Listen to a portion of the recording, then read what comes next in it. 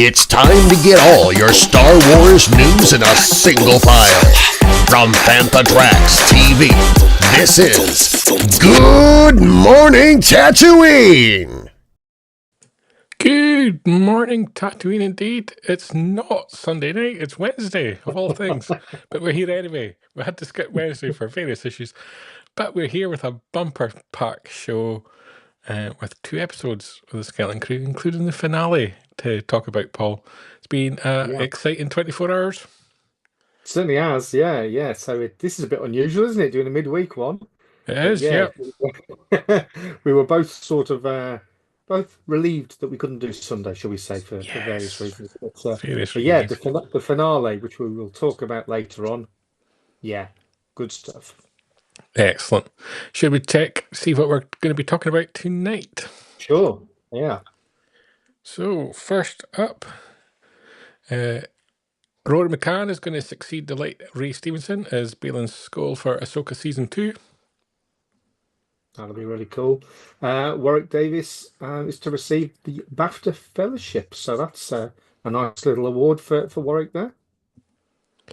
The 501st Legion's Holiday of Hope telethon raised over $35,000 for Starlight Children's Foundation. We'll be talking about that. That's pretty impressive stuff. Revenge of the Sith 20th anniversary has a new logo, which follows a theme that we've seen for a while now. And we'll be heading to Jabba's court to debate whether going back to the genesis of the Force in Dawn of the Jedi is a good idea. Indeed. And then we've got Galactic Adventures, something that I'm not very familiar with, which is a museum in Glasgow, is that right? Yeah, it's an exhibit that's going to be opening at the Riverside Museum in Glasgow. Fantastic. Next up, we'll be talking about The Acolyte. It's been nominated at the Image Awards. And then we've got Star Wars Celebration Japan. What's going to be happening at that? The latest news on that. Last but not least on the news front, we'll be discussing Stephen Fry joining the Galaxy Far, Far Aways. He was in episode 7 of the Skeleton Crew. And you had to confirm that for me. Yep. We'll also be rounding out the show with a bon voyage of sorts. It'll be bon voyage to bon voyage. Yeah. As we discuss episodes 7 and 8 of the Skeleton Crew. Excellent stuff. Lots to discuss there, Paul. Should we crack straight into the news? Yeah, let's do it. Definitely, let's do it. First up on the news front, Rory McCann is to succeed the late Ray Stevenson as Baylan Skoll for Ahsoka Season 2. The Hollywood Reporter came out with this story during the week there, and you can pretty much guarantee the Hollywood Reporter's always right. So fellow Scot, Rory McCann, who most of us all know from playing the Hound in HBO's Game of Thrones, is taking over from Ray Stevenson. And they were actually friends in real life, and which is the nice thing about it as well. Right. That is nice, yeah. I didn't realise that. He was also, if I'm right in thinking, was he not the trolley boy in Hot Fuzz? He may have been. I'm pretty sure he was. Yarp. Yep, Yarp. I think you might be right indeed. But yeah, really great actor. It's nice that it's someone he was friends with Ray Stevenson as well. I think that kind of, I don't know if at comfort level, did they change a little bit? I think. I think he will look slightly different, won't he, in the role? Yes, yeah. I mean, he's a good actor in his own right, so he will bring something different to it. But yes, the fact that that he was a friend of Ray's will come of some comfort to the family, I'm sure. Our resident fact checker, Mr. Newville chimes in. He was a trolley boy. We should have put Yarp, not Yep. Yarp. But yeah, it's an interesting pick. He's not someone that I would have automatically have seen in the role of Baylan Skoll. No. So yeah, it's going to be interesting. You know what? And I hope he plays it in his own style as well. I hope he feels the comfort that he doesn't have to try to play being Ray Stevenson, being Baylan Skoll. I hope he can feel comfortable enough to be Rory McCann playing Baylan Skoll. It's a bit like every Bond actor being their own thing, isn't it? Yes. Hopefully you can do the same. Yeah.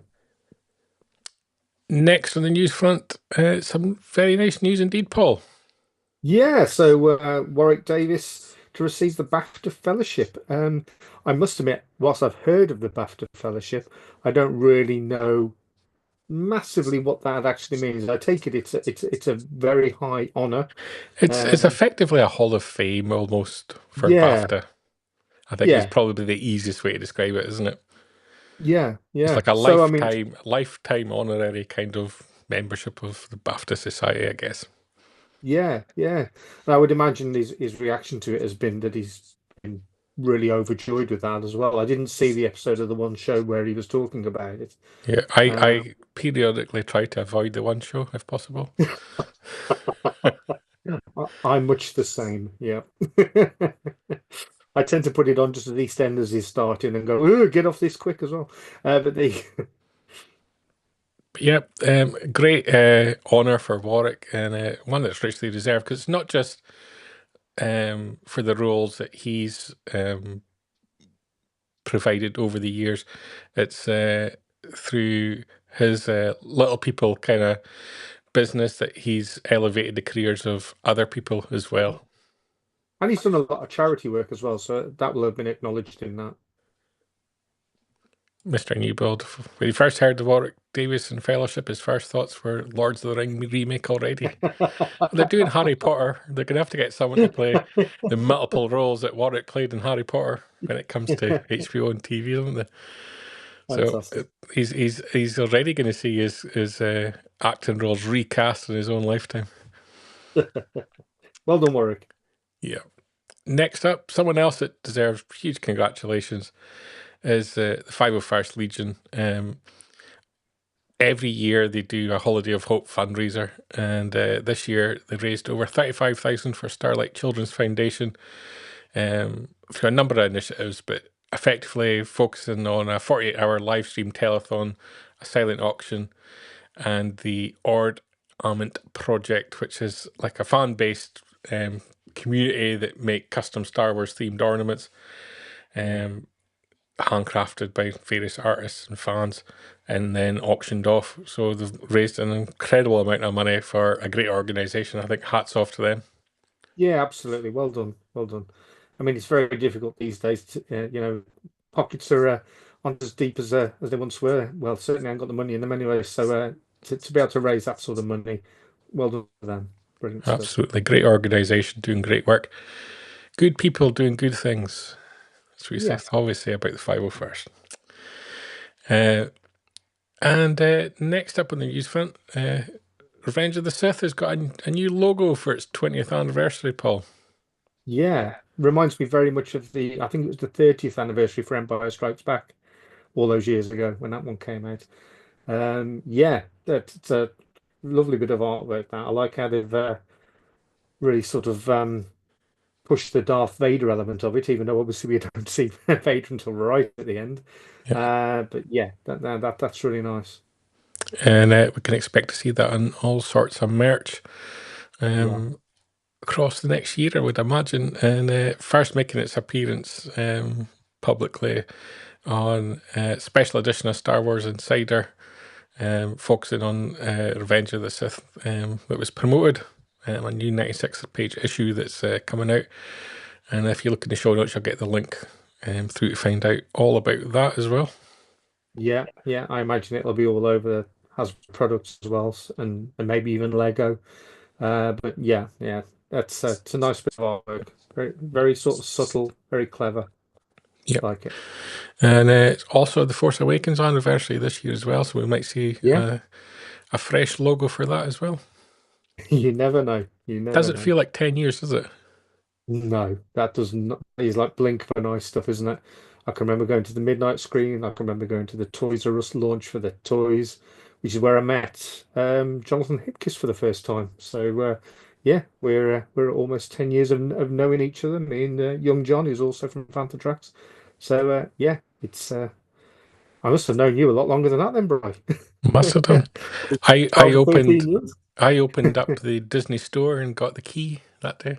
Yes, Took I that remember honor away it. from a Yeah. small child Yeah. for myself. that feels like yesterday. That was a highlight for me. Just doing something that a small child could have had the joy of, just ripping it from their hands. I tell you what, that just feels like yesterday. It really does. Mr. Newell, can't believe it's 20 years since Sith. It's very scary. Well, I was going to say the film is quite scary. It's, in terms of Star Wars, it is like a dark film. And then just realised he's made it as 20 years is scary. 20 years of burning people. Yep. Last great Star Wars film, I think, was Revenge of the Sith. Really enjoyed that. Yeah, probably up there in my top 5 as well. Really great film. Yeah. Really did a good job of pulling the two trilogies together. Mark saying it feels a little bit more like 25 years for Revenge of the Sith, but only like 3 for The Force Awakens. Opinions are supposed to get better. It'll soon be the 10th anniversary of The Last Jedi. We'll have to check in with you, Paul, to see if opinions improve with time. It's not looking good. No. I wouldn't hold your breath, put it that way. We'll check back.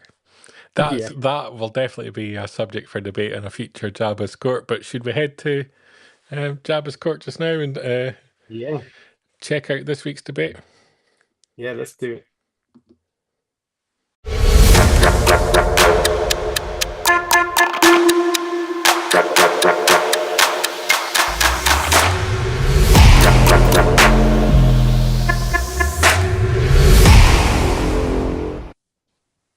So this week on Jabba's Court, we're talking Dawn of the Jedi and whether going back to the genesis of the Force in Dawn of the Jedi is a good idea.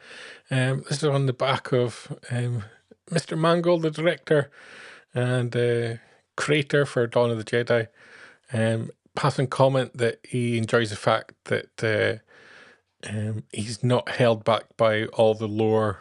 You know, he's almost got a blank slate because he's starting from day one. Genesis of the Force, in effect, in the first Jedi. Your feelings overall, Paul, on the basic idea of going back to day one Star Wars, effectively? Yeah, I suppose I haven't got any real problem with them starting with a blank slate. I just hope that it is given the space to be what it needs to be, rather than reflecting modern themes such as wokeism. I just hope it's allowed to be its own thing. That it doesn't fit, because otherwise there's a danger of it being forever set in that time, if you know what I mean. It'll always look like it was set in the mid 2020s.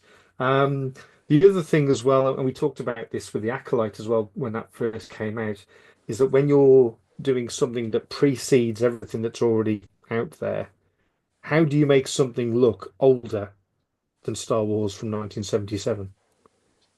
It's a real tricky, because as ahead of the time as it was back in 77, if you try to go way back before it, how do you make it so that these people haven't got the same technology?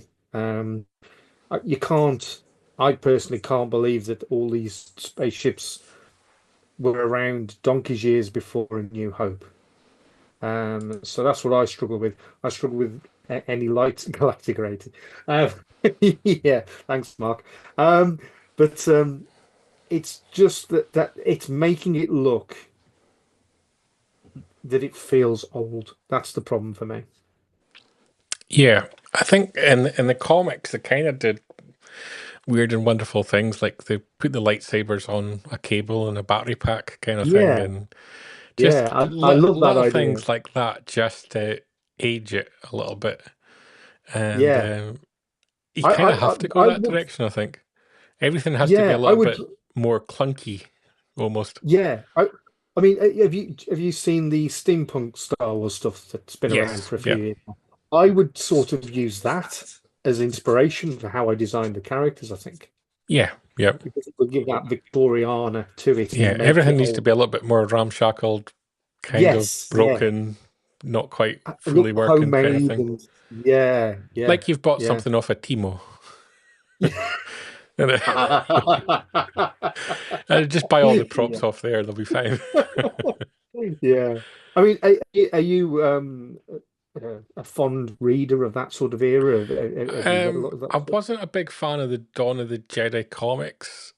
Mm, The later Knights of the Old Republic, I say later, yeah. just it's similar kind of era, but that sort of group of comics were a lot better and they were a lot clever and they were very much focused on Jedi versus Sith, and I quite Mm, like that. Um, although I am of the opinion of opening that up a little bit because effectively the Jedi and the Sith are two religions accessing the yes. same power source, choosing it to deal with it in different ways. There's Mm, nothing to say you can't have 8, 9, 10 different religions. So you yeah. could Yeah. really, if you're going back to the genesis of the Force, who's to dictate what's the light and what's the dark? And you could really start stirring that pot a little bit. It's a bit of a strange thing as well to think that the Force have got a starting point. You would imagine it's always been there. Yep. You know that it's not something that somebody thought, oh, I wonder if I mix this, and this, and I'll create a Force. I would imagine it's just there, but how he deals with it, I don't know. But is he basically saying that he's not familiar with that time, so he's going to do his own thing? Is he I not think he's more researching it at familiar all? that he doesn't want the burden of having to understand the nuances of every Yeah, aspect of Star Wars and all of its history. And yeah, so he's kind of able to write unburdened and a little bit, and that he doesn't have to conform or, oh, you can't use that character because he appears here, or you can't use that planet yeah, because of. I think he's so far set back in the timeline that it just he doesn't have that restrictions. yeah, yeah. It'll be interesting. And when's that due to come out? 2026 was the original deadline for the second Yeah, Star Wars film.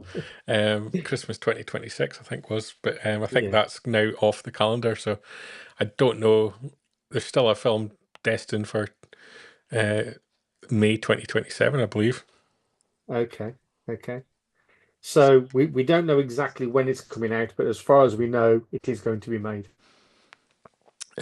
Yes, I'm trying to remember the name. Yeah.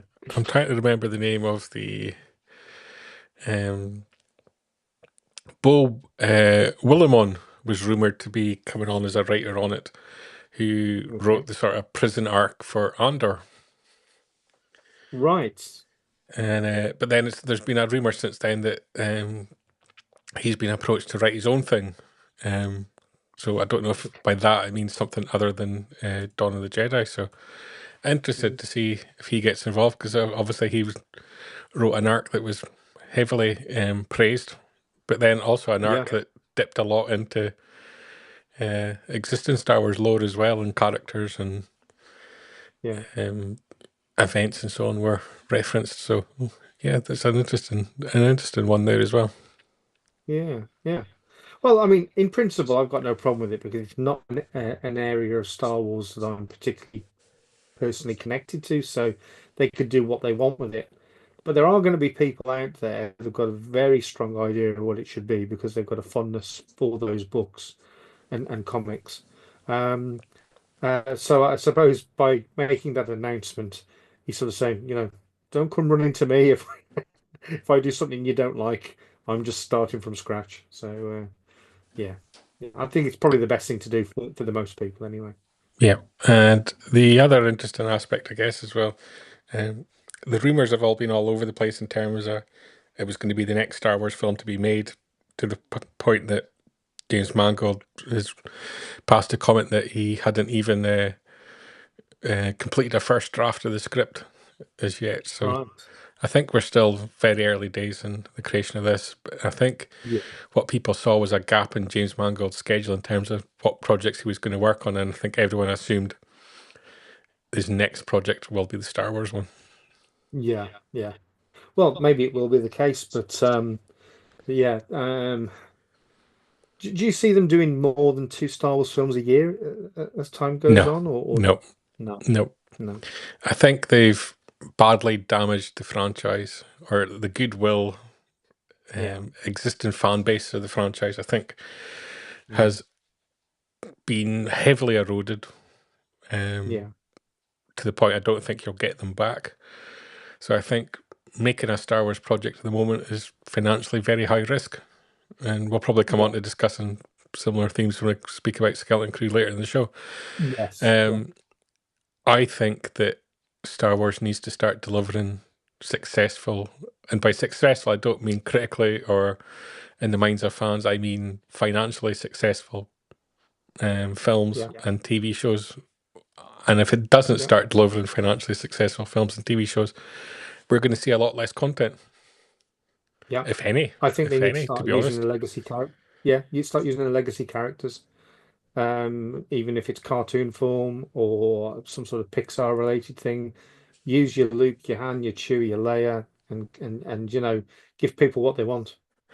There was. I'm going to reference WWE for a second. Everyone, I know I'm connected to that, but if you watch the Impulse podcast, which is the Paul's podcast, the Paul brothers, and if you watch that this week, you'll see a gentleman by the name of Paul Heyman, who is an on-screen talent and also very significant behind the scenes in WWE, and he talked about his writing, because he does a lot of the creative and writing. And he made the comment of, when he writes, he thinks about how the existing fan base will like and appreciate it, and how it can also be used to entice new fans or people who are less familiar. And obviously they've just started on Netflix, so they've got a huge potential at the moment to find new fans. Yeah. But they can't do that at the expense of the existing. Yeah. And I think that's the problem Star Wars has got at the moment, is that it has lost its existing fan base to a great degree. Yeah. Which I don't think any of us can argue, because people aren't going to the cinema and people aren't watching it on TV. Based on the last few projects, Solo is a prime example, and the Acolyte and Skeleton Crew appear to be much and such a similar. So if you lose your existing fan base and you're focused purely on a new fan base, you've reset your franchise. You no longer have a blockbuster franchise. You're trying to build from scratch again. Well, that's what I was just going to say, that I'm sort of coming from the viewpoint that I'm assuming that all these people that are going along to Star Wars Celebration are as connected to the legacy characters as I am. Yep. They may not be. They may not be at all. They may be very much into a niche part of Star Wars. They might be huge Acolyte fans. They might not give two stuffs about bringing Luke, Han, and Leia back. Although I do think there'll be a lot of people that have disconnected from the saga that will get back into it if they brought those characters back in. Yeah. As Mark said, 10 years ago, it was the fan base. Now it's starting from a different level, I think. And I think Disney have to decide what they want to be when it comes to Star Wars. I think they're going to struggle to get people to come back to it. So do you now just go all in and just we're just going to focus on the future, But when you do that, you can't be throwing 200-300 million at a movie or TV show to make, because you don't know what your return's going to be.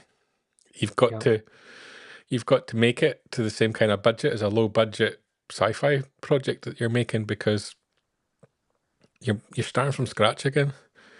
Which I can understand from Disney's point of view, that they wanted to find the next generation of fans or connect with the next generation of fans. But as Mr. Heyman said on the Impulse Project, you've got to do it in a way where you don't lose your existing fan base. And like WWE are fighting on Netflix at the moment, they're having to explain their characters and having to explain their storylines because there's new audience members tuning in.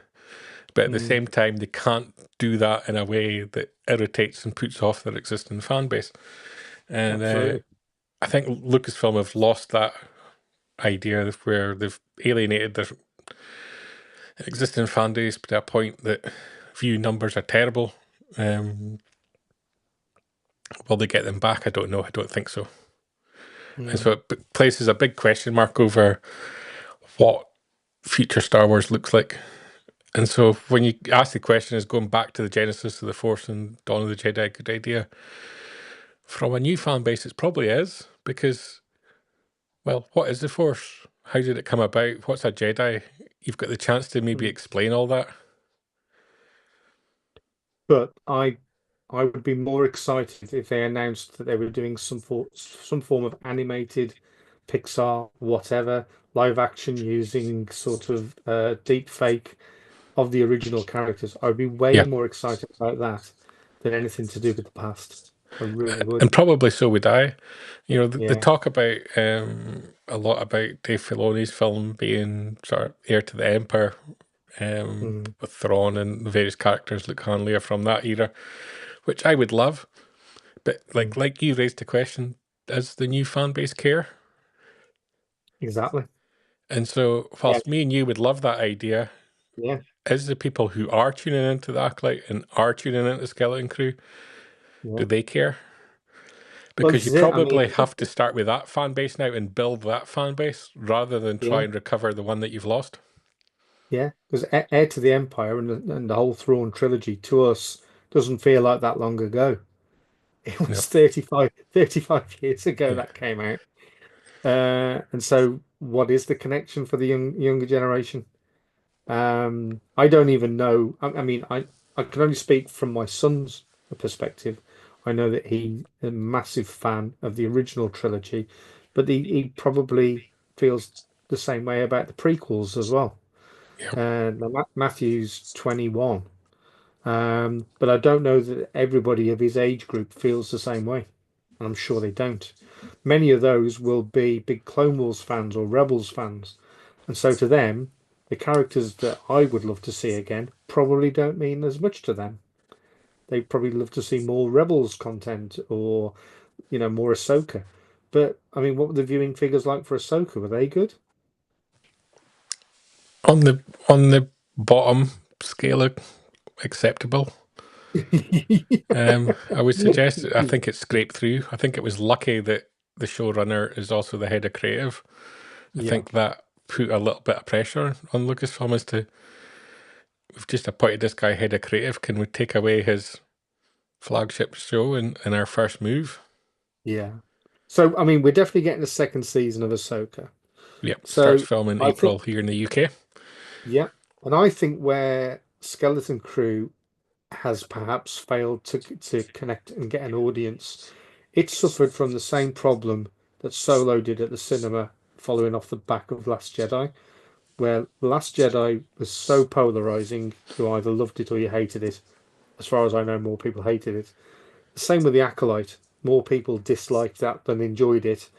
And so if you come off the back of a project that's not very well received, naturally those follow-up projects aren't going to be seen as, whoa, bring me some Star Wars content. They need to strike oil somewhere. They need to find something that's absolutely huge for whatever reason, and it will reconnect people that have come away from it. Hopefully. Chris David there in the chat as well, saying hello. Hello, Chris. Good to have you watching. I think you're right, Paul. I think it's going to be a rough ride going forward, I think, for Star Wars fans. We're probably going to get more projects cancelled than we do continued over the next while. I think Andor finishes with season 2. I don't think Ahsoka will get beyond a season 2. I imagine it was renewed on the understanding that we're giving you a season 2, but that's going to be it, so wrap it up. Yeah. We've got the Mando film, we've got Dave Filoni's film, and after that, it's blank slate, really, because all these projects that have been announced, like Dawn of the Jedi, like the Rey films, I think there's a big question mark over whether they're going to continue with them. Really? As to whether they're the right projects for the fan base, because as I keep saying, you've almost got technology, you're not going to get the lost fan base back, and you've got to move forward with the new fan base and build that. But you've also got the issue that, you're pushing TV shows on Disney Plus, and like last year, 2024, 25% drop in viewership across streaming services. So whilst they're everyone kind of looks at subscriber numbers, but actually people are subscribing but then not tuning in as much. And that's because all the services have kind of cut back on their content. And this kind of goes back to the various strikes that we had, and the prices of everything has gone up. And they're all making less content because it's more expensive to make. You're getting 6-8 episode series that are costing 200 million plus. It's not sustainable. And so there has to be a big change in the industry, I think. Yeah. I think, it's been very much feast or famine, hasn't it? We had a period of time where we were getting bombarded with Star Wars stuff. Something would end, and then something would replace it, which is great. Gone are the days where when you loved a TV show, it ran for 22, 24 episodes. Yeah. And if you get a show that has a longer running season, it tends to get split in two and released over like a 3-4 year time period. Well, I mean, the only reason we're getting 12 episodes of Andor is because it was originally going to be 5 seasons, wasn't it? Yeah. It's a difficult one. It's depressing. So we should end on a depressed note. Let's end this week's Jabba's Court on a depressed note and go back to the news on Good Morning Tatooine. It might be more cheery. It'll all be okay, Bri. It will be. Of course, Jabba's Court is part of Good Morning Tatooine, which streams live every Sunday or tonight on a Wednesday night just for fun. And we've also released a video on BAFTA Tracks TV as well. Back to the news. Will it be more cheery? I hate that because now I don't know what story is coming up next. It could be something. We know what's coming up. I'm bracing myself. Next up, we've got a really cheery news. It's going to be some horrid death. So let's see what's coming up. Like, it's okay. It's good news. It's good news. We're okay. We're not going to walk into a terrible wall. I'm just going to grab Chris's comment here before we carry on. A Band of Brothers type epic Star Wars war film would be great. Just simple stories, but a lot of crash bang wallop. That's what I want. Just get back to some good old fashioned fun. I mean, Rogue One should be the template for what they do for some of these moving forward, because Rogue One was great. It's just what Chris is saying there. It's a war film with a Star Wars template over the top of it. That's what you need. Or a series like that. Yeah. So, Bri, you'll know more about this than I do. So yes, just a little bit. It's happening in my home country, just across the border from you.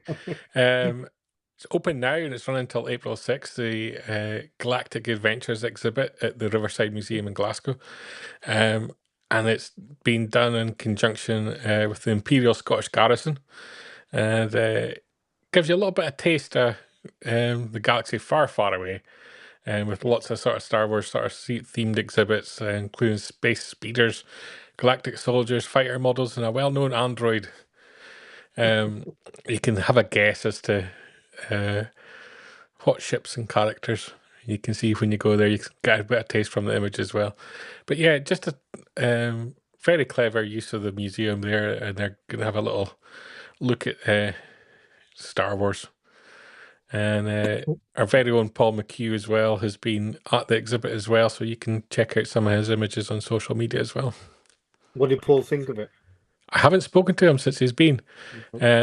But if you check out BAFTA Tracks on any of the social medias, including TikTok, hey, we still have it here in the UK. And we love our little Chinese spies checking out what we're up to. They all know what BAFTA Tracks is up to, who's going to Japan, whatever. It's just like we're stopping in China on the way just to say hello. And Yeah, you can check out some images from there. And the Imperial Scottish Garrison do a lot of great work across the whole of Scotland as well, popping up at all sorts of events. And great to see them getting a fantastic platform like this as well to help make this exhibit as well. Yeah, I was at an event in Edinburgh a couple of years back, and yeah, the Garrison they're brilliant, and so engaging with the crowd as well. You know, they were having a great time. Is it close enough to you to go and visit this, Bri, or is it I too will far at some away? point, I think, before April. It's a Yeah, good 8-hour round trip to Glasgow for me, but you really? yeah, I'm up north, man. I'm up north. Have you tried getting in the car instead of walking it? I was saying 4 hours because I can't advertise how long it takes me to get to Glasgow.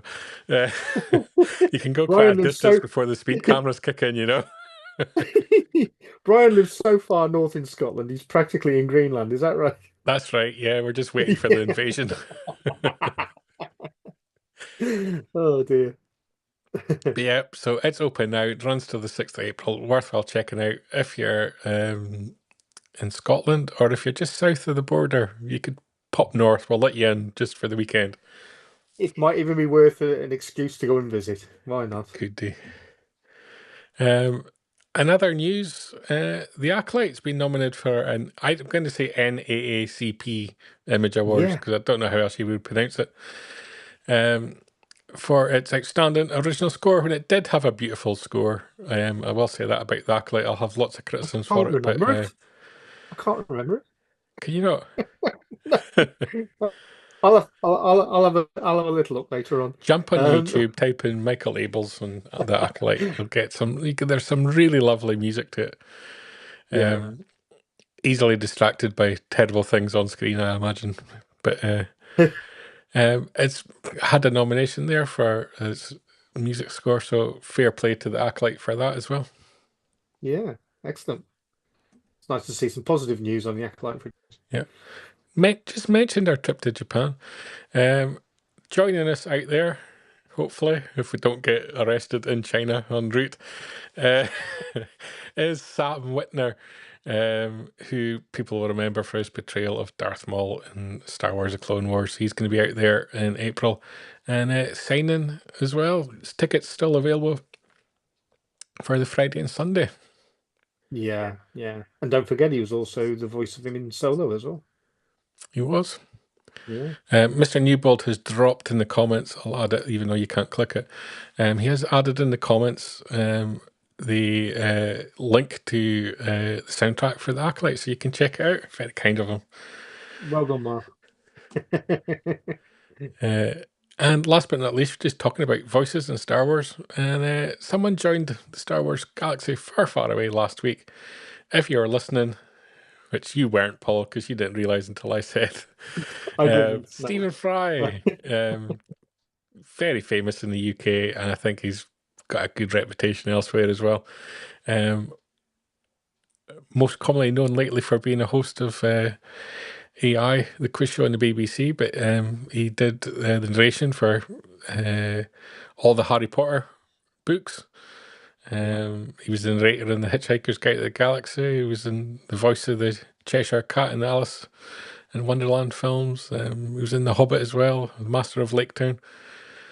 And Lord Snot in The Young Ones, for those of us that are old enough to remember. His pivotal role. Absolutely amazing, that was. Yeah. He's the voice of the Supervisor in Skeleton Crew. Yeah. And of course, at the time of writing, did I just say that he was the host of AI? He's the host of QI. Mr. Newbell's ripping me for that one. AI. It's in my head because he plays the Supervisor, which is basically an artificial intelligence in the Skeleton Crew. It was close enough. Which I'd been predicting for weeks. If you've been watching Bon Voyage, I've been predicting that they've all been run by droids, and droids are the scum of the universe. And it's basically Stephen Fry is the scum of the universe. Which I'm sure is probably what you already thought. So yeah, it's getting complicated now. He was also in a film called IQ. Oh, this is too much. He's the artificial intelligence, the AI in Star Wars. He host of QI, and he was in a film called IQ. Right, that's enough. No That's more. genius. But yeah, great voice talent. And effectively, episode 7, it pretty much confirmed to me that it was going to end up being a robot, and we'll find out as we take our bon voyage in a little bit that he was a robot in the end. He was a huge one. And that, Paul, is this week's Good Morning Tatooine news update. Oh, excellent, excellent. Do you know what we could do next? We could go on a bon voyage. Would you like to go on a bon voyage with me? Yeah, let's journey. Bon voyage. voyage. Let's do it. Let's find the right button and we'll push it.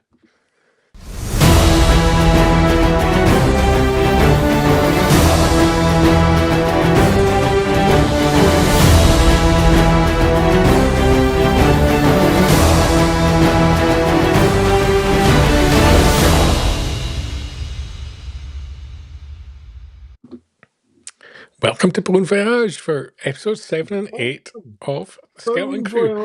Bon voyage. Paul, the Acolyte has ended, but also the Skeleton Crew has also just recently ended. What a great introduction to the show. We're not going to read it. Let's just crack on. The Acolyte has ended, and so they had to come up with a new show, and they came out with the Skeleton Crew. That's what I was going to say. And now it has also ended. Your feelings, Paul? I've really enjoyed it. I didn't expect to enjoy it, but I really have. And I suspect, sadly, the viewing figures are because people also thought that it was going to be something other than it actually was. I think Jude Law's acting throughout has been superb. He has, yeah. To play that role very well, because that was a tricky one to do, finding that balance between a shifting personality, very much a Jekyll and Hyde kind of character that evolved from being uber pleasant to not very nice at all by the end of it. And I thought the kids, they were so well cast. So often you'll get children of that age starring in, I mean, even in a contemporary show, it's difficult, but when you're in something that's sci-fi, fantasy, very difficult for a young mind to get its head around how to deliver the lines. And I think all the kids were brilliant. Even Neil, with his elephant trunk and everything else, he managed to get a persona coming through. So yeah, I absolutely loved the show. Put it this way: at no point during the run of The Acolyte did I set my alarm to make sure that I was watching it at 2 a.m. With this, I did. There you go. Yeah. So yeah, I thoroughly enjoyed it. What about yourself? I did enjoy it. I didn't enjoy the finale. I was quite excited for the finale after watching episode 7, and we'll get to that reasons in a moment. But I think my expectations for the finale were greater than it turned out to be. I was waiting for the big twist or the big reveal. You know, I think we'd all speculated, is Hondo going to make an appearance? Yeah. Is Renard going to be the supervisor? Will Snoke be the one that's behind it all? Is the money going to the First Order, and is it funding the creation of that? Yeah. And I was all looking for the bigger answer and the bigger reveal, and it never really came. No. Maybe that's my fault more than it is the show.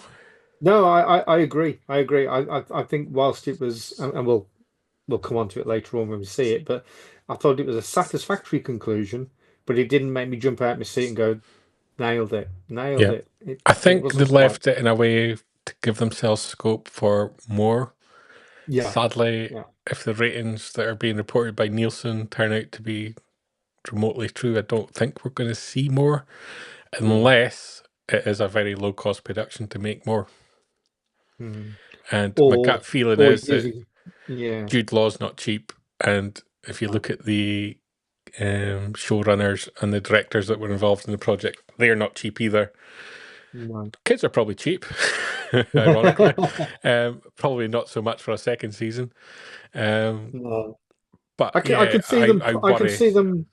Can you see them pulling those characters into other similar timelines? I can see them appearing, perhaps in some of the Mandalorian or Dave Filoni's movies.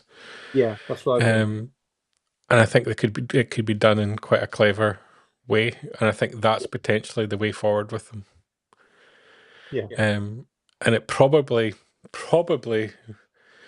to install some confidence in the fan base needs some clarity from Lucasfilm, where they just say, we're not going to be doing more skeleton crew, but you're going to see more of these characters, or something like that. I think just to give the fan base a little bit of a lift, rather than going silent on it. I think. Yeah. Don't write it off. Just sort of include it a bit here and there, especially when it's effectively in the same timeline as the Mandalorian and all those other different series. Then there'd be nothing wrong with having some sort of interaction. That'd be absolutely fine. Yep. Wrong one. Hello. Try that one instead. What's he doing here? Let's check out and discuss the film as we sort of flick through some of the screenshots from the film. So the episode 7 kicked off, and the parents were kind of in the woods trying to send up a contraption into space to get a message to their kids, and eventually very much like E.T., didn't it? Yeah, it was very much E.T. phone home. Yeah. And eventually, Fern's mum was the one that was able to get up into space.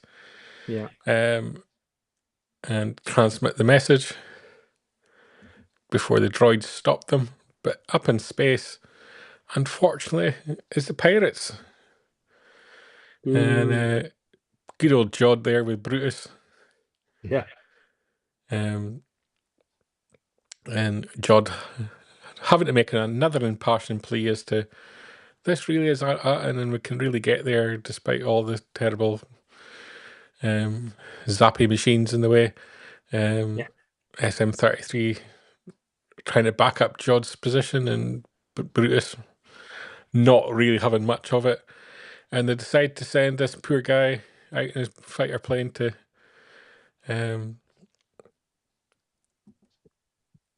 see if he could survive going down to the planet. Get through the barrier, yeah. And he pretty much got blown up. So Jod was put in the airlock, about to be evacuated with the rest of the garbage. And meanwhile, the kids, they've also arrived back on the planet, and that was Jod's saving grace, because the pirates were able to maybe tractor beam the kids in, with the idea being that this ship was going to be the one way they could get down to the planet. But of course, the kids used a little grabby hand thing on the ship to catch Brutus. And Jod, the lovely man that he is, decided that's my chance to shoot Brutus in the face, which I haven't shown here because typically YouTube would take that down. But basically, the pirates then take control of the ship, Paul. So a very quick introduction to episode 7. Yeah, it was a great episode. Really enjoyed it. I like the fact that he starts wearing his mask again as well. Very sort of like Mandalorian stroke Boosh, the bounty hunter kind of idea. Probably helping him to generate his different persona, but as Silvo. Really as great. Chris pointed out, it was a brutal death for Brutus. It was brilliant. Yeah, it was. It was like bang, done. And this is one of the things that the Skeleton Crew hasn't done well in terms of selling what it is, because it's a 12+ rating on Disney Plus. It's not for kids. No. Just because it features kids doesn't mean it's for kids. No, absolutely. The message the parents sent gets intercepted by the pirates. Yeah. And the kids do see it. Neil's dad's there. Neil's dad doesn't say a thing. This is going to be a recurring theme in the next 2 episodes. Neil's dad hates Neil. Let's be honest. He's a disappointment of a child. And he wants nothing to do with him, basically. He's quite glad that he's gone missing. That's why he's gone on to have so many others. Yeah. And Silvo kind of realizes that we can get down to this planet, and he'll use the parents against the kids, basically. Yeah. And it was interesting tactics, and SM-33 kind of gets involved and tries to be somewhat of a hero and fails. Tries to protect the kids, doesn't he? Yeah. Yeah.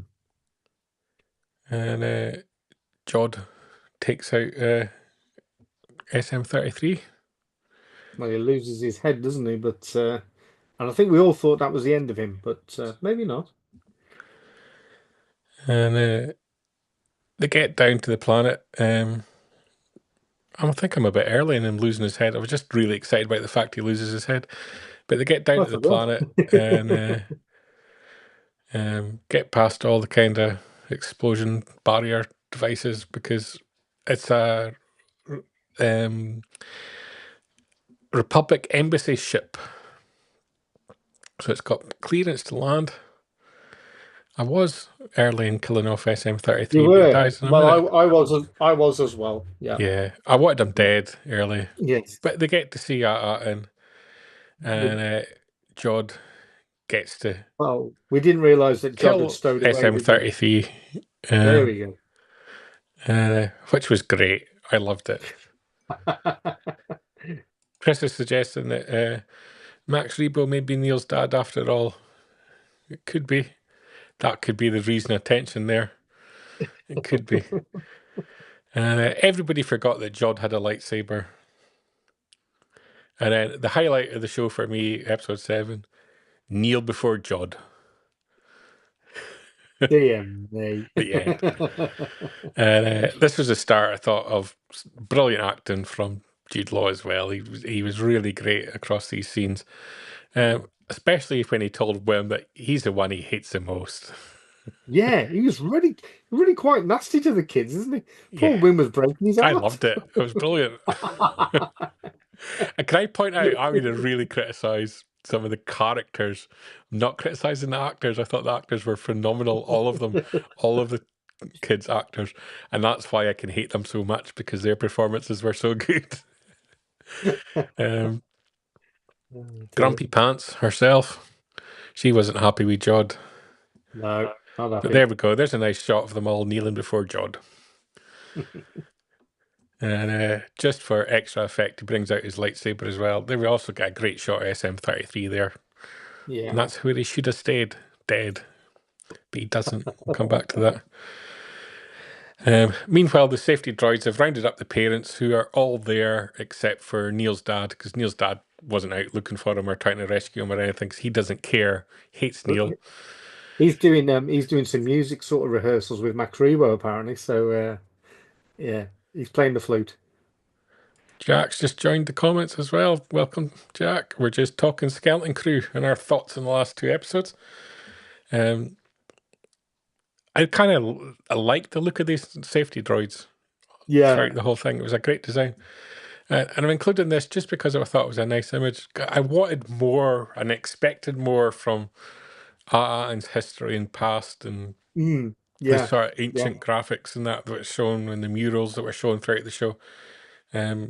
Never really played a part, to be honest. No, I suppose in some ways it's nice to keep the mystery, isn't it? It's just there as background. Yep. So Judd and the kids coming down to London. I was going to call it the school football pitch. And everybody comes out to watch the embassy arrive. Big hole emerges in the grass. Sinkhole of sorts. And Judd lands, gets out, ship's there. Safety droids holding back a parents. And there, I'm presuming, I don't know this for sure, but I'm presuming. Come on. Yay! It's got to be Team Runa's mum and dad, isn't it?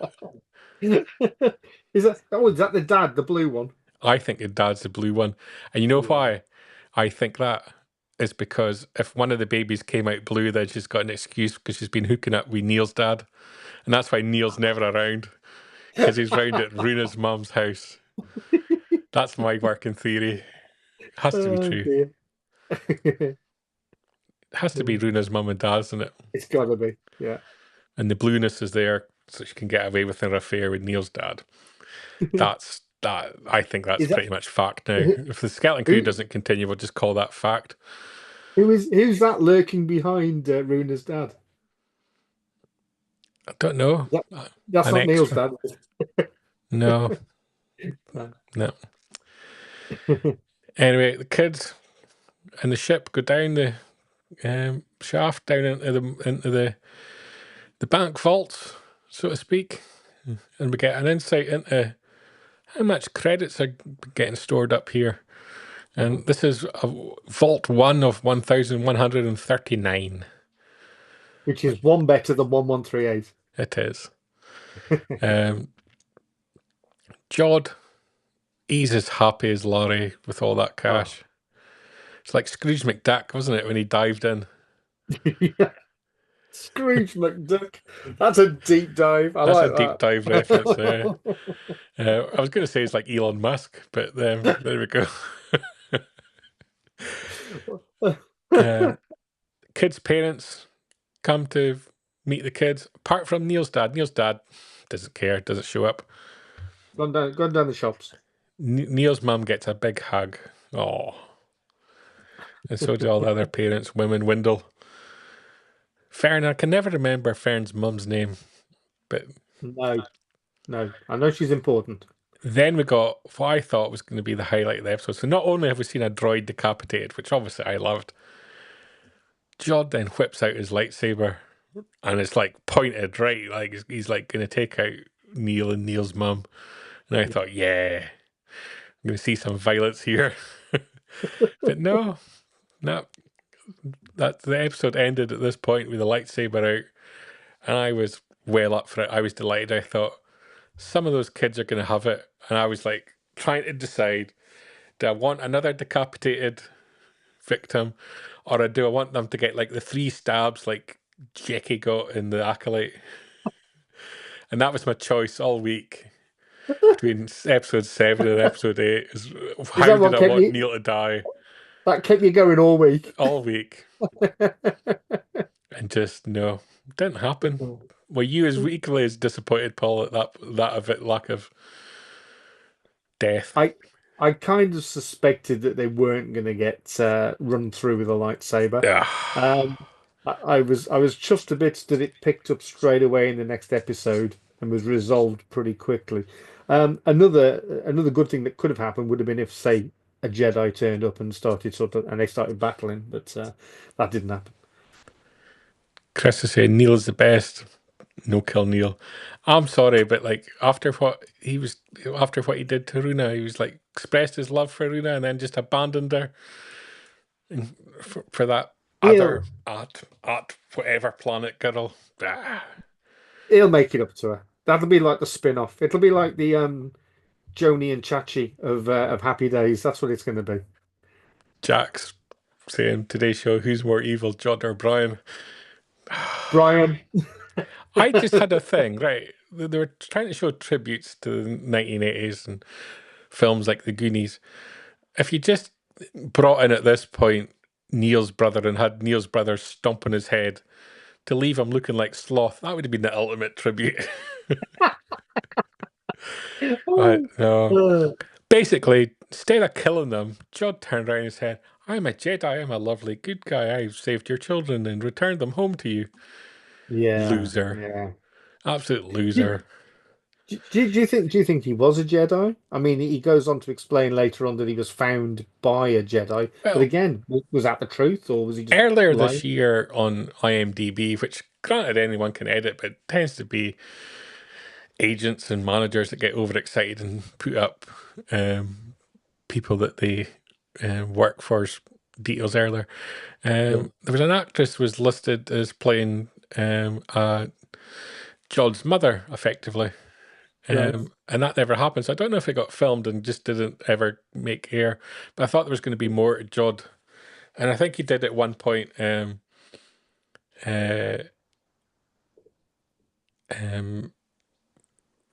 I think at one point in I think it was episode 8, he refers to being trained by a woman who was hunted down and killed by the Jedi. Yeah. So I think he got some rudimental training, and I'm thinking that lady was probably his mother. I think she was a Jedi and was hunted down and killed. Chris is saying his school romances were very throwaway. They meant nothing. I'm just saying that Neil's got a woman on every planet. It's like whether it's the prostitutes on the pirate planet to the, all the other women on the at whatever planets. Terrible. Neil, just cast Runa aside. We'll come back to it. We'll come back to it. It's just, I think that's why Neil's dad hates him. And the best part was, of course, John tries to get women more trouble by saying he was a worst behaved child as well, which I thought, yeah, really stick it to him. And the droids take the parents and the kids away. And then Judd offers up the chance for Fern, who was being irritating as far as Judd was concerned, to, why don't you come and see the supervisor? Meanwhile, the rest of the kids all go home with their parents. And we get a nice microwave meal. Which when I saw that, I thought, Neil's gone straight for the food. But it wasn't. It was Women's dad who'd gone for the microwavable meal for the evening, whilst being closely supervised by the safety droids for their own protection. See, now I've got issues here. I mean, just because he's a single dad doesn't mean he's resorting to the microwave. Why wasn't he making him a meal from fresh vegetables? What's going on here? That's true. That's a very good point. Meanwhile, Fern and her mother and Jod, they're going to see the supervisor in the elevator. And Wim's trying to contact Neil, but Neil's having none of it because, as Neil claims, Neil's being watched by droids. We'll come back to this comment in a moment. And they head up to the supervisor, and we find out that the supervisor's Hal. And it's just like, oh, come on, that's a little bit too much, people. But yeah, it's confirmed that the supervisor is no more than a droid. It very much reminded me of the end of World's End. Yes, voiced by the Cornetto trilogy. Ethan, Edgar Wright. Yeah. It was very much like that. And Judd basically calls him out, and Fern's mum's well aware that they're being controlled by a droid. That is how the great work is supposed to operate. Everybody's supposed to be controlled by droids. Shocking. Why could you allow that to happen? I know. But it tells you the dangers of droid who... Anyway, the droids basically attack Judd, and Judd gets his lightsaber out again, and he does a Qui-Gon, and gives it a good old stab and a little twirl right in the eye. And the supervisor dies, and all the power in the city goes out. All the droids shut down. Yeah. Even the vehicles stopped, didn't they? Yeah. There we go. There's a shutdown droid, and Wim's watching it from his house.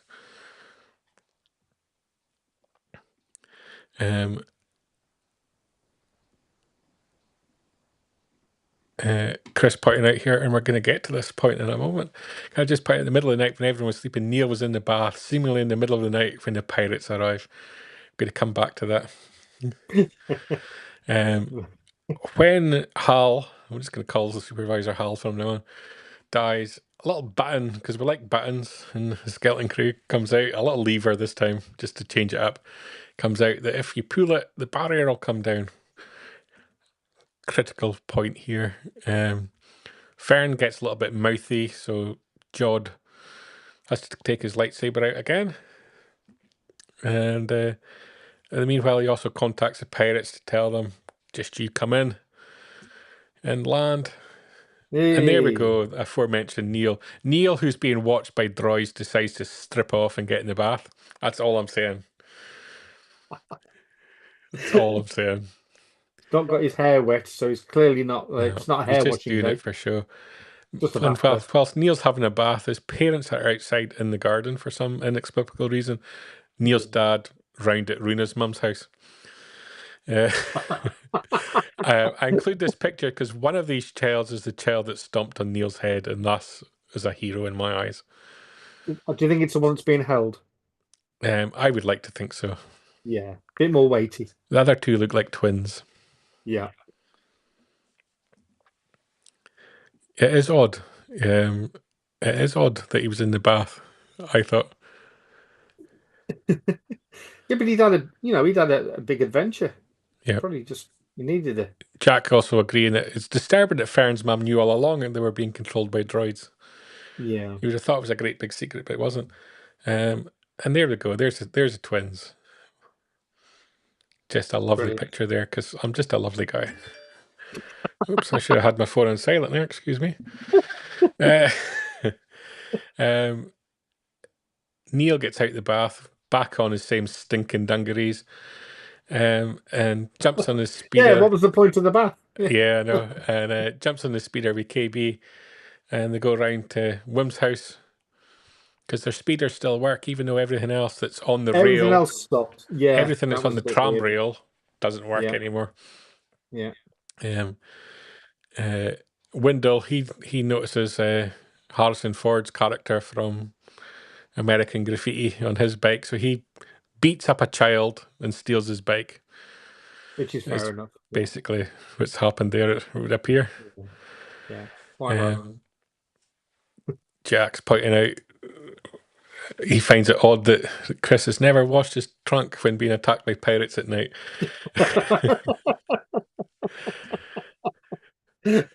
And Wendell joins the kids and heading towards the supervisor tower.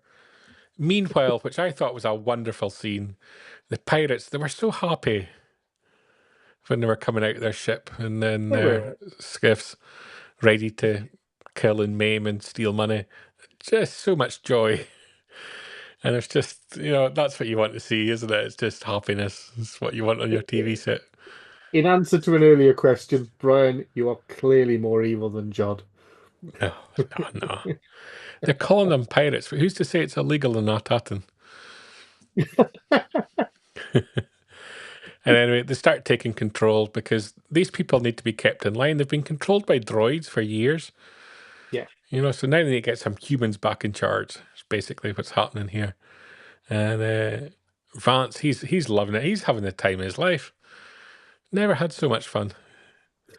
And the kids, they're whizzing through the woods because, you've got to have your ET tribute in there.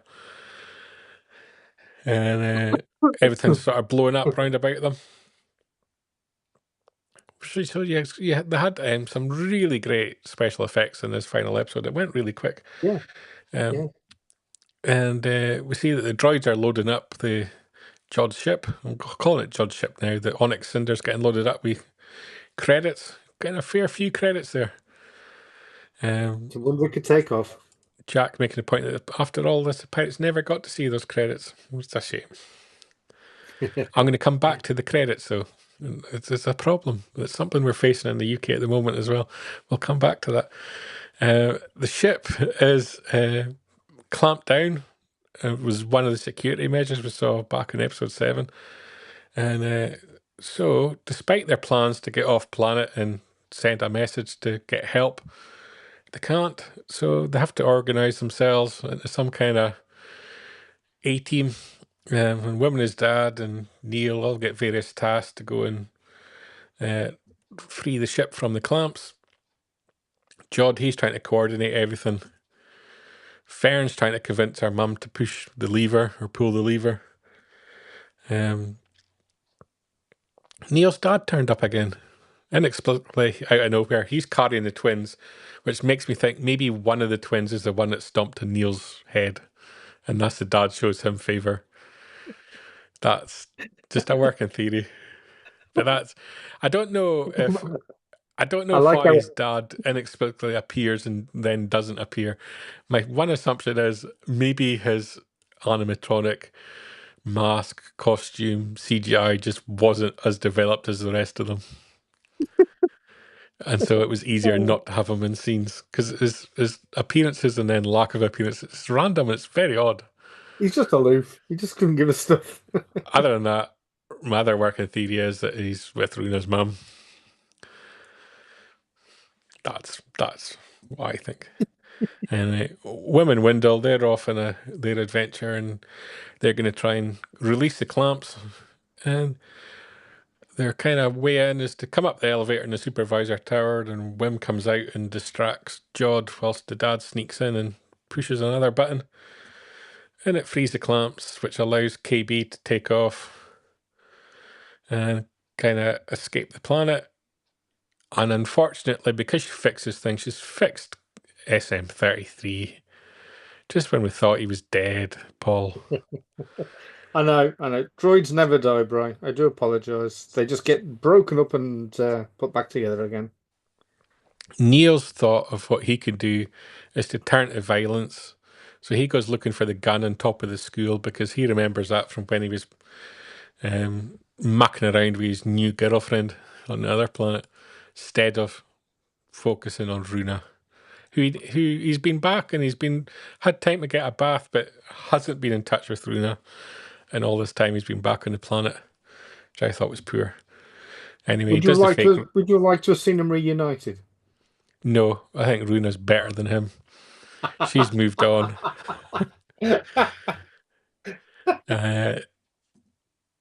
KB escapes from the planet, which was a lovely shot. Really, really lovely shot. Yeah. And she contacts the owl,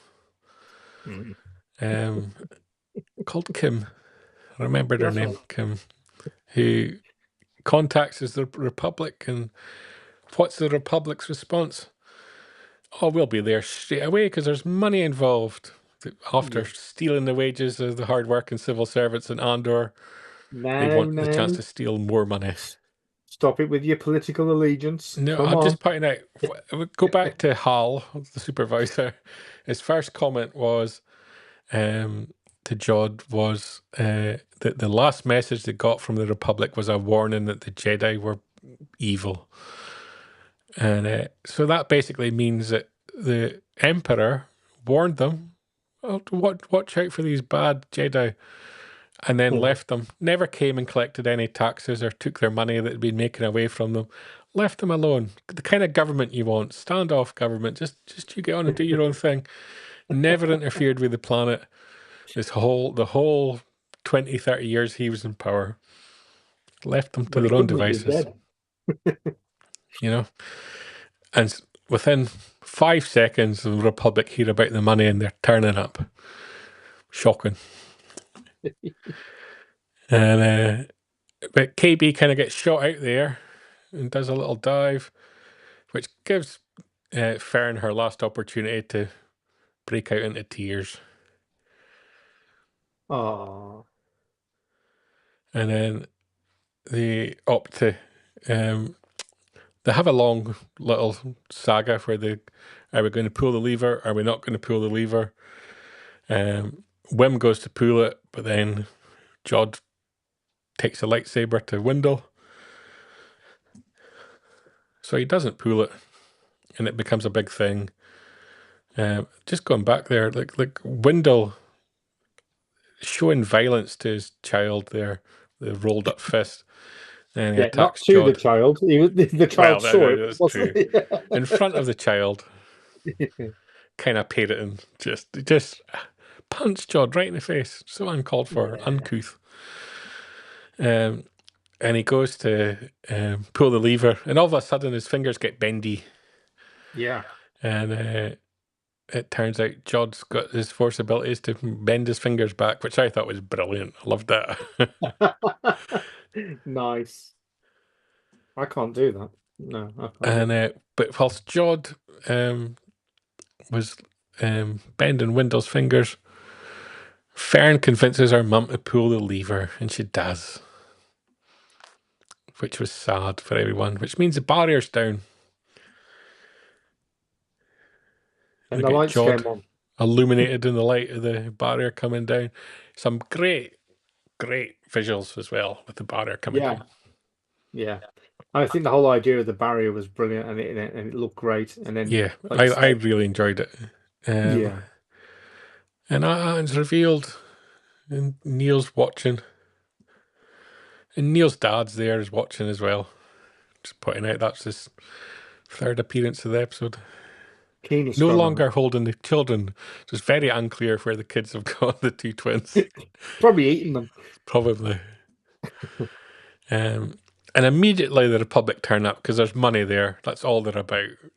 Bloodthirsty, tax-stealing Republic wanting your money. When the Emperor, he was like, just you keep your cash. I don't want it. I will Fund my own government, he said. I don't need your money. I'll mint Republic, straight some away. And they start attacking the pirates without radioing them and saying, excuse me, what's going on here, or doing any kind of investigation. They just immediately just start shooting at them, which I thought was very uncalled for. And blow up. I was going to call it Brutus's ship, but it's no longer Brutus's ship, I guess. Well, no, I suppose it's Jod's, isn't it? I suppose, Yeah. but I love the way it crashed into the ground and then just sort of like it didn't completely destroy; it sort of just burnt out. That was great. And then we got a very fast conclusion to the episode at this point, I thought. The kids and their parents would go into the elevator and they kind of call for Jod to come with them. Yeah. And Jod just looks at them and then he kind of looks out the window at effectively his life falling apart. That's all he knows. Piloting. Yeah. And just without saying a word, I thought it was beautifully acted by Jude Law. Just the way that he held himself there, I thought was just really nice. He played it really well throughout, yeah. And as you said, incredible special effects as the ship crashed as well. Yeah. Jack agreeing as well that it wrapped up really quick. Yeah. And the kids go and find KB, who's lying in a mound of money, but she's okay. And she's alive. And so is that horrid droid, which was a really sad ending. And just to show that they were after the money, they didn't just send fighting ships. They sent a Corellian Corvette, I think would be the correct terminology for that kind of ship. Yeah. Because they wanted somewhere to put the money. Basically a cargo ship is what they sent. Yeah. There's some debate over whether it's the Tantive 4 or not, but apparently, according to Mark, when I spoke to Mr. Newbold earlier, he said that he didn't think it would be due to other sources. It would be elsewhere in the galaxy at that point in time. But you never know. They may have rewritten things. But yeah, it was great to see that on screen. And the X-Wings and the B-Wings. Brilliant stuff. Yeah. And that was the end of the episode. So we never really know what happens to Jod. The mystery and was just it was sort of where they made the money kind of thing, which I thought was a little bit weak in the way that they built it up. It didn't really deliver. It did in regards to, I guess it was pirates wanting their silver, basically. But yeah, my point, and this is very similar to the UK at the moment, is that you've got the Republic and they're going to gather up all these old Republic credits, flood the market with them, and it's just going to devalue them. So all this hard work and money, it's all for nothing. All these people all around the galaxy that have stored up their old Republic credits and they're worth a lot of money, and then the new Republic, they're going to come along and just flood the market with these credits, and it's going to crash. It's going to be like Bitcoin going from 100,000 down to 1,000. So it should have been called episode 8. Here we go with inflation again. Yeah. There you go. Republic inflationary policies. So yeah, if you're sitting on Tatooine and you've got a box full of Old Republic credits and you're just solely using them up, making a lot of money from it because they're rare and got a high value, and all of a sudden 1,139 volts of Old Republic credits flood the market, you're worth nothing. It's like trying to sell a Rose Tico Black Series figure, isn't it? It is, yeah. Cost you 20 quid, you'd be lucky if you get 2. Just be glad for the shelf space, to be honest. So they've definitely left a massive opening for a second season. But the ratings, according to Nielsen, who've released the ratings for the first 2 episodes, it did poor. It did worse than The Acolyte. So if it's got a similar kind of budget to The Acolyte, I'm not sure it does. I think this is a cheaper show on the basis that, The Acolyte was filmed a lot on location in the UK, where this was really being filmed on stage. Probably cheaper. That's what I'm thinking. So maybe it doesn't need to hit the Acolyte numbers, but it's not a good sign for this show. It's not a good sign for Star Wars overall. I think there's more chance that we'll see the characters appear as guests, if you like, in other TV shows and films, which is a shame because I think it would be nice to see what happens with Jod, what happens with the kids. So yeah, again, I think this has suffered greatly from the perception and the viewing feedback. It really didn't do enough to convince people or sell the fact it's not a kids show. It wasn't, and the fact it massively was rated 12 plus tells you it's not a kids show. Yeah. Yeah. Oh well, there you go. We enjoyed it, and that's the main thing. We enjoyed it. Tremendous acting from the four kids, from Jude Law, from everyone else that was in it as well. Yeah. And that's why I feel able to criticize the characters. Because when they're acted well, you care about them. And I hate Neil so much. And I praise the actor for making me hate him so much. But is it because of Runa? Yeah, it's because of Team Runa for life, you know. But yeah, poor Neil. We'll never know what the story is with Neil's dad. That's the sad thing. No, I think he's definitely having an affair. Yeah. Definitely Runa's mum, and that's why Runa's married to a blue-coloured person. To try and not to be prejudiced against blue-coloured people in the Star Wars galaxy, but it just seems a coincidence there. I expect Jack saying he'd like to see proof of the numbers for the show. Normally when these numbers come out and it's from various small companies that specialize in streaming services, I'm very questionable of them. The fact that these numbers came from Nielsen makes me think they're accurate, because Nielsen's the top company in the game. Mr. Newbold, it was all gorgeous. We'll say he's meaning gorgeous. Kids were great. Music was spot on. Neil's king of all media. Oh, the music was great in this show. It was. It was. I loved it. It was so different from what we're kind of used to. It was different, but it felt like it fit with everything else that John Williams had done. It was weird. Jack, it leaves you wanting more. It does, and not in the sort of negative way that the Acolyte did, and that the Acolyte did it in a way which made you think, oh, I wish they had Sidious Plagueis rather throughout the show. I wish they had Yoda throughout the show. Yeah, that was the wrong way to leave you wanting more. That was like, we could do this if you gave us more to do, but we haven't, is basically what they did. This one makes you want more from these characters. There's not necessarily a story to continue other than how the Republic waste all that money. That's something that needs investigated. It's like putting Rachel Reeves in charge is basically what they've done. So by the time the First Order war comes round, they don't have new spacecraft, and they have to ask for people to join the fight in Episode 9 because they don't have a fully funded army. This is why you should have 3% towards your fighting force, as Donald Trump tells us. There's so many lessons in real life coming out in this show. But yeah, the Republic clearly took all that money, put Rachel Reeves in charge, blew it all, and lost it all. Shocking. How on earth we've managed to bring Rachel Reeves into this? We've managed to go full circle, Paul.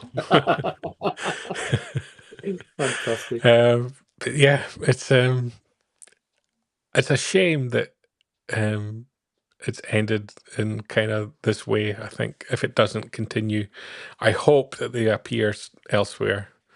But they had really nice graphics at the end, which I thought were lovely, which was basically Wim's Tales. And they added one last one, which was the kids on top of the Onyx Cinder as well. Yeah. As it panned out, it was the skeleton crew on a data pad, which is very the Whills story of Star Wars. Or if you want to be cynical, the skeleton crew never really happened, and it was just a story within a story.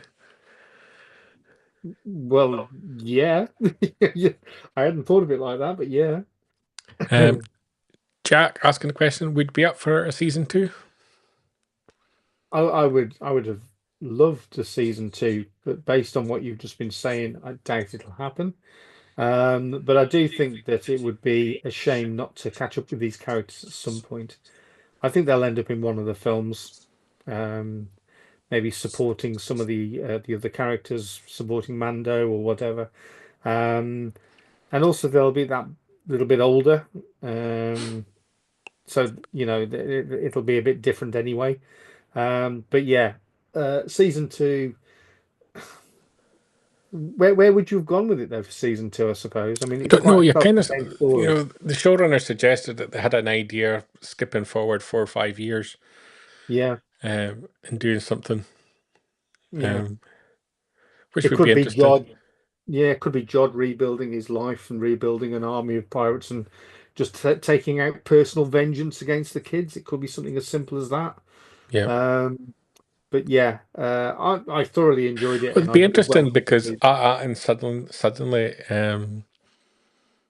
doesn't have money. Yeah, Suddenly not isolated. There's an interesting angle to be explored there. If you're no longer isolated, no. what's it like discovering that you missed out on being ruled by the greatest chancellor you ever had in Palpatine, and it's been replaced with Well, Mon I mean, Mothma and Leah if Organa. they've got all those vaults of credits, they're going to need protection, aren't they? So they're going to No, have some sort of security force on there from the New Republic. So they're going to have the same effect as basically, becoming part of the Republic is voting Labour in as your government. The value that you've got in your pocket's going to just crush. Your exchange rate's going to collapse and inflation's going to go through the roof. It's just that's what they're facing on that. And well, and this is what's going to happen. The moisture farmers on Tatooine aren't going to get the subsidies that they were once no, getting. that's what there's going to be protests. And all the old people, they're all going to sort Yeah, of if suffer. if They're you're going an to be old told, person living on Hoth, whew, yeah. you've got a bad winter coming. No winter heating allowance for you. All those old people living on the Hoth. Yeah. Jack throwing in a very interesting comment there. Imagine if Jod was to team up with Thrawn for some cash. Why not? The Yeah. question is, did the pirates live a second time after surviving the acid bath, where they all screamed and died and all came back to life? Do you think they're going to get tortured and killed by the Republic? Did we see them die? No, not really. No. So maybe some of them got away and they'll be regrouping. Who knows? Um, I mean, we saw a lot of them. Well, we saw the ship crash, didn't we? Yeah. But as for the ones that were in the little skiffs, did any of them survive? I mean, Vane was in it quite a bit, He but was. didn't He really, was having the time of his life. yeah, it didn't really do much or say much, did it? Yeah. No, he was just flying about cheering. He was just happy as Larry. Uh, None of these kids turn up at to assault the Emperor at the end of the saga, the Skywalker saga, with the at the rest of end the of ships. Rise We of don't see the Skywalker. Onyx Cinder. We don't see these kids turn up. Do you think that's because they realised that, living under Imperial rule would have been greater than living under the Republic? I think much like you, they would have thoroughly enjoyed it. I think so. I think they've missed out. Never known the governments from Palpatine. Sad. Well, if they like living under droids, then they're going to like Yeah. living under Palpatine, aren't they? The actors that played Wim and Fern, I thought were tremendous throughout. Stand out. Yeah, The kids. I think they've got great careers ahead of them as well. yeah. Neil has caught the imagination of the internet. That's for sure. Wrongly, obviously, but as a character, I can see him reappearing because there's a element of love for that character. And KB Yeah. had her moments as well. I wish that she got more as an actress to get her teeth into a little bit. I It was think she was episode maybe 6. underserved a little bit compared to the rest of them. Yeah, episode 6. That was her show, really, wasn't it? That's where she got a chance to shine. I think it Yeah. was 5 or 6. It was 6. Yeah, but overall, very enjoyable. Yes. And I think on that note, we'll bring this week's Bon Voyage to a close. And just a reminder, and let's get rid of that. Bon Voyage is part of Good Morning Tatooine, your weekly recap of all the latest Star Wars news. Normally streaming on Sunday, but streaming tonight on Wednesday.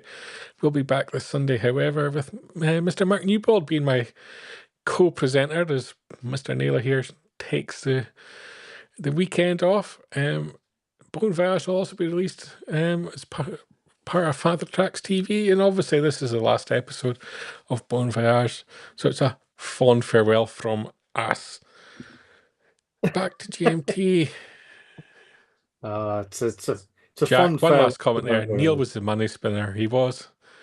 And he makes a good point as well. KB had a very impactful episode as well when it was the focus was on her. Mark throwing in the comment as well that Neil's going to get lumped in with Grogu. Will it be Neil or will it be the kid that stomped on Neil's head?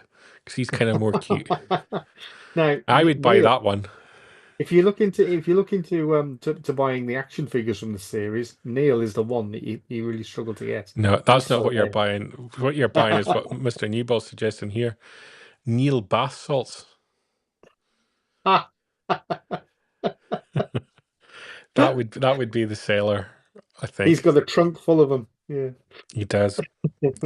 That brings us to the end of the show, Paul. It certainly does. Should we remind people where they can find us? Yeah. Where are they? Where are we? There we go. Let's get rid of the ticker bar. Check out fantatracks.com for all your daily Star Wars news. Everything from films, TV, collecting, fashion, gaming, literature, music and art, interviews, event coverage, podcasts and reviews. And of course, we've got social media. We've got Instagram. We've got Facebook. We've got Threads. X.com, I think you said Xbox then. X.com, which was formerly Twitter. And yes, over here in the UK, we still have TikTok. Yeah, you can join our Chinese spy and follow us, what we're doing there. We're going to put loads of exclusive content starting next week up on TikTok. So check that out. And if you don't have TikTok, you can always tune into your podcatcher of choice. And for Fantatracks Radio, Paul, any episodes of Start Your Engines coming up soon? Yes, I think the next one that Mark and I are recording will be the special one for Podcast Day, which is based on Greedo's little hopper that was parked outside the cantina in Star Wars. So looking forward to doing that. And this is the week where Fantha Arcade finally launches. Guaranteed. So then you don't have to make a joke about it every week. But of course, check out Good Morning Tatooine. We normally stream on a Sunday, apart from tonight's special episode on Wednesday. I'll be joined by Mark Newbold this Sunday, and looking forward to that. And check out Jabba's Court every Wednesday at 7 p.m. as well, as we debate the latest Star Wars saga issue of debate, I guess. Paul, you're having a little vacation. I am. I will be coming back more orange than my top, so that'll be good. Excellent. That's good. Yeah. And more hair than me. I had a brutal haircut today. That's a great so haircut. Hopefully I'll have more hair by Sunday and it won't be so shiny. But other than that, it's been a great show. I've enjoyed doing Bon Voyage with it. And we'll continue doing Good Morning Tatooine every week. Definitely. A lot more focus on the news going forward with no Star Wars content coming out for a little while. No, but I suppose the big focus now will shift on the run up to Japan. Yep, very true indeed. Mr. Newbold pointing out that there's a new Making Tracks Reaction Crew episode 8 out tomorrow on Fantatracks Radio, and also a Planet Leia out on Friday. So 2 episodes to check out before the end of the week. Mr. Newbold busy editing away, I imagine, as we speak. Paul, enjoy your holiday. Great having you on the show as always. And so it's a good night from me. And it's good night from him. See you soon. Keep up to date with the latest Star Wars news each and every day on fantatracks.com. You can also find us on Twitter, Facebook, Instagram, TikTok, Tumblr, and Pinterest at Fantatracks. And be sure to like, comment, subscribe, and follow Fantatracks TV to be alerted to new content and to be a part of our live shows.